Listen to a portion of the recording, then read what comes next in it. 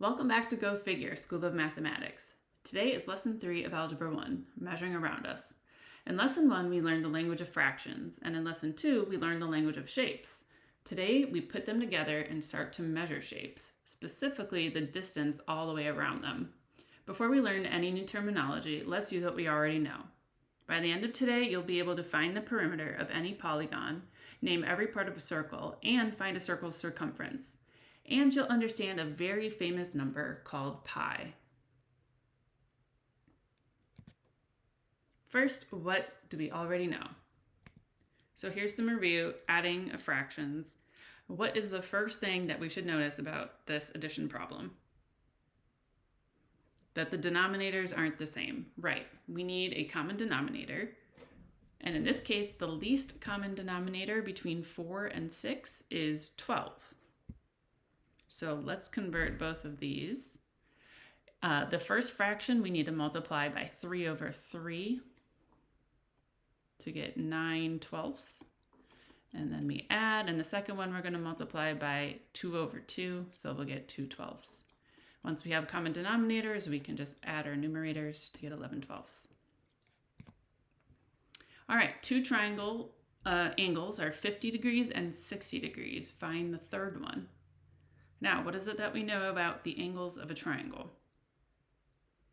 They add up to 180 degrees. So if we know 2, we can figure out the third one. So if we know that they're going to add up to 180, we can just subtract the total of the other 2, which is 110 here. And that leaves us with 70 degrees for the third angle. And lastly, what do we call a triangle with exactly 2 equal sides? Do you remember? It's an isosceles triangle. All right, so let's look at perimeter. So the perimeter is the sum of the side lengths of a polygon, or the distance all the way around a shape. If you want to think, you could think of like if you look at the rectangle on your screen right now, you can think of an ant walking around on the edge back to its start. That would be the perimeter of that shape. So with rectangles, let's just draw one here.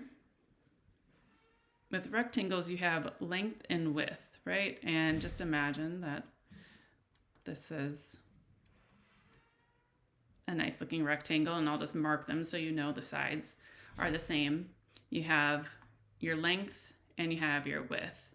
Now we could add up the sides, length plus width plus length plus width, but there's a little shortcut. Since we're doing that twice, we could just add our length and width and then multiply it by 2. So if you had an 11 by 6 rectangle, so let's say this length was 11 and the width was 6, we can add 11 and 6 to get 17 and then multiply it by 2 to get 34 for the entire perimeter of a rectangle. And then a square, likewise.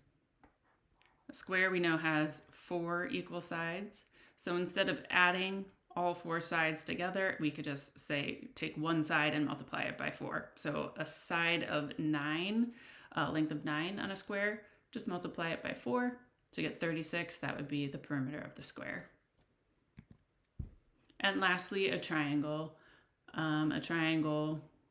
You have 3 sides, and if you know the side lengths, you can just add them up.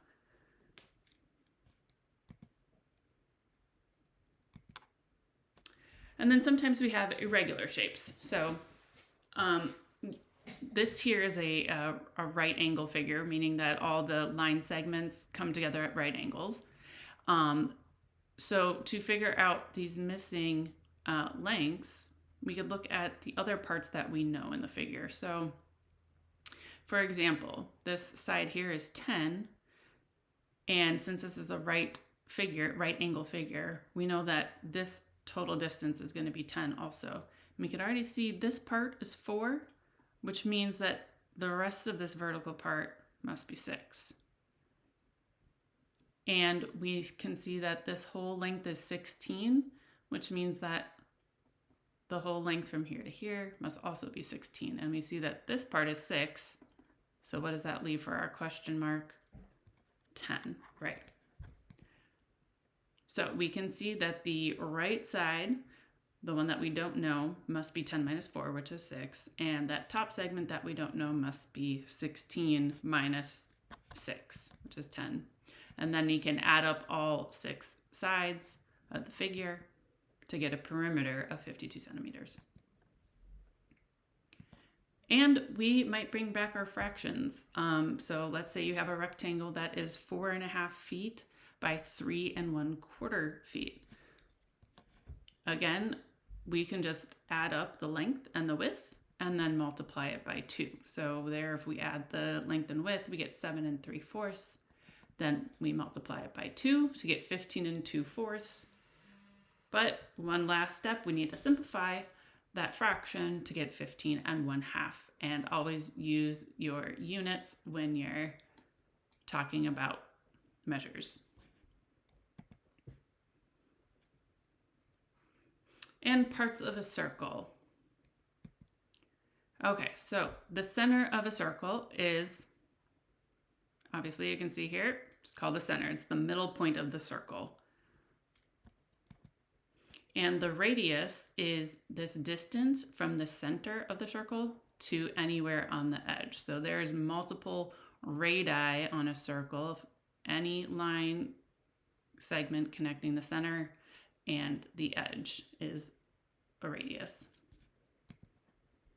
And your diameter is a line segment that goes all the way across through the center of the circle. So that would be this red line here. That is diameter. And lastly, we have circumference. So a circle, we wouldn't call it, the circumference is the perimeter of a circle. So this whole way around the circle, we call it the circumference. And we can go back to that picture. Notice how the radius, we could draw another radius from this center to the edge. And notice how that is exactly half of the diameter. So we can write the diameter in terms of radius. So the length of diameter is 2 times the radius. Or we could say that the radius is the diameter divided by 2.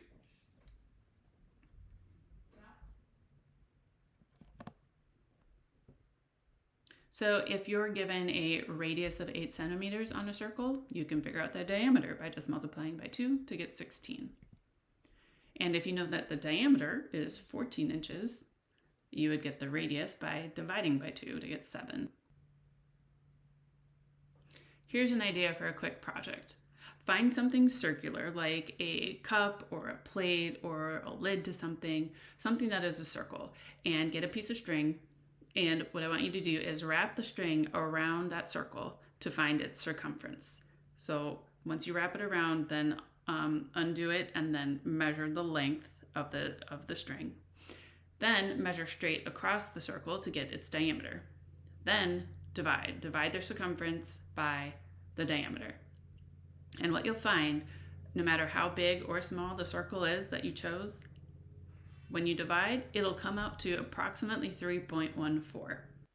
So no matter the size of a circle, the circumference divided by the diameter is always the same constant. And this is the very special number in math that we call pi, which is designated by this symbol here. And it's pi for pi. Since their circumference divided by diameter always equals pi, we can rearrange that into a formula. Circumference equals pi times the diameter. And since the diameter is 2 times the radius, we can also write circumference equals 2 times pi times the radius.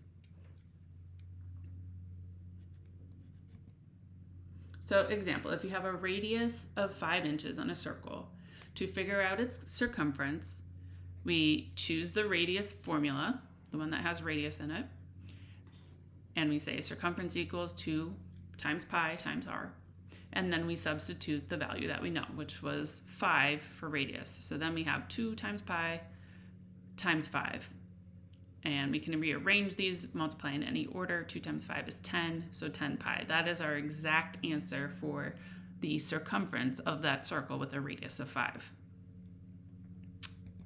And then if we wanted to figure out the approximate answer, we would substitute 3.14 for pi, multiply that by 10 to get 31.4 inches. So now we can use this idea of perimeter and circumference to find the perimeters of irregular shapes. So what we would want to do here is add every straight side, then add each curved part as its own arc length.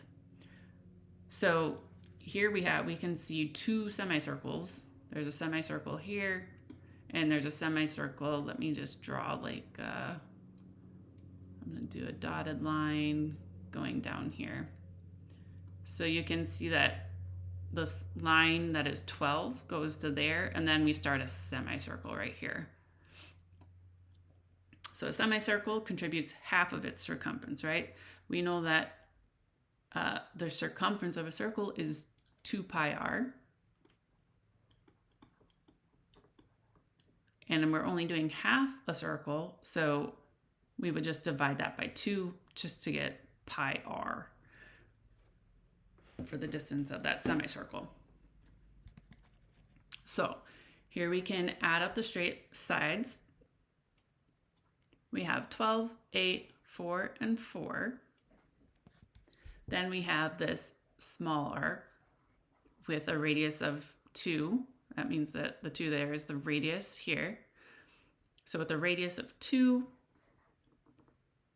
the semicircle length is 2 times pi, which is approximately 6.28. Then we have the large arc here, which has a radius of 4. So the distance of this semicircle would be 4 times pi, which is approximately 12.56. And then we just add them all together to get 46.84 feet. Okay, here's some practice problems. Find the perimeter of a regular hexagon with side of 8 centimeters.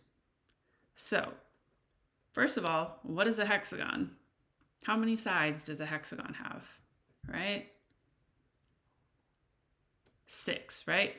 And what do we know when we hear the word regular for a polygon? All the sides are the same. So we have a 6-sided polygon where all the side lengths are the same. In this case, they're all 8 centimeters. So to find the perimeter, all we need to do is multiply 6 times 8, which is 48. And we want to include our units, centimeters. Problem 2, find the circumference of a circle with diameter of 12 centimeters. Give the exact and approximate answers. So we want 2 different answers here, exact and approximate. And then I'm also going to draw a diagram. Sometimes it's helpful just to show a picture, just so you know what you're dealing with. So we have a circle, diameter is 12. That's the distance all the way across. Now, do you remember the formula for circumference using diameter? Circumference equals diameter times pi. So this is going to give us our exact answer. If we just substitute 12 in for diameter and put pi with it, 12 pi. 12 pi centimeters. That is our exact answer of the circumference of that circle. Now to find the approximate answer, we're going to substitute 3.14 for pi and multiply it by 12. The diameter. So let's do this multiplication.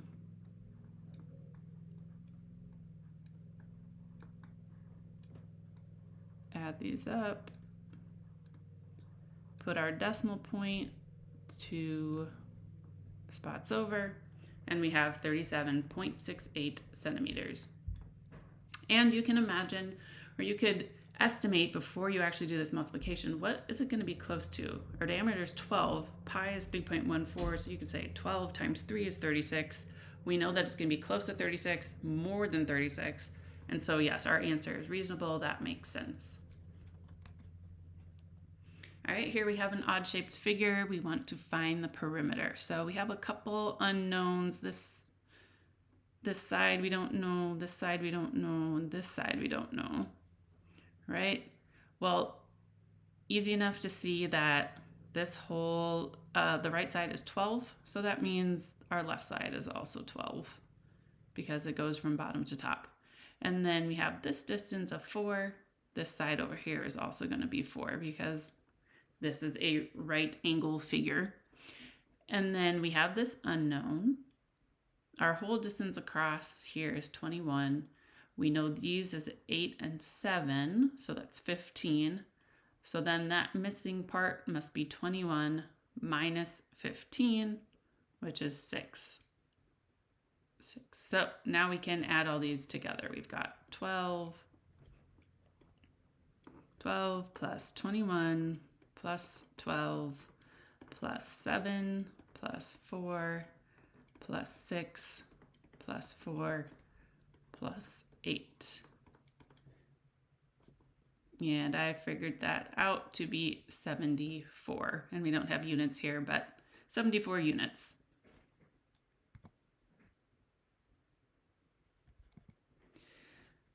So for your independent practice, this is the kinds of problems you'll see. You'll be asked to find perimeters of a shape, diameter of a circle given the radius, name a six-sided polygon. Remember what that is? Some review of adding of fractions. Be sure you change those denominators to have common denominators. Finding the circumference of a circle given the diameter, and be able to find both the exact answer and the approximate answer, and to identify what numbers are rational and what are irrational. So where do perimeter, circles, and pi show up? See if you can think of somewhere in the real world where you might see perimeter, circles, circumference, and put it in the comments. See what others are writing too. See if you can come up with one idea. Here are some that I found. So a racetrack, a running track. Standard track is oval. It has 2 straight sides plus 2 semicircle curves. And the coaches or whoever makes the track, they measure its perimeter to mark exact race distances. Clocks and dials. The rim of a clock face or a dial gauge is a circle. Its circumference is why the minute hand sweeps the same distance every lap. And lastly, in floor plans and property lots. So imagine rooms in your house or your yard. They're rarely just simple rectangles. So an L-shaped room or a notched lot needs its missing wall or fence lengths found before the total perimeter can be measured. I was just doing this at our house when we had to put up a dog kennel using perimeter skills for that. In closing, let's gather today's discoveries. Perimeter is the distance around a polygon. Add every side, and for irregular shapes, find the missing lengths first. Circle parts, we learned the radius, which is the center to the edge, the diameter, which is all the way across the circle, which is 2 times radius, and circumference, which is the distance around it.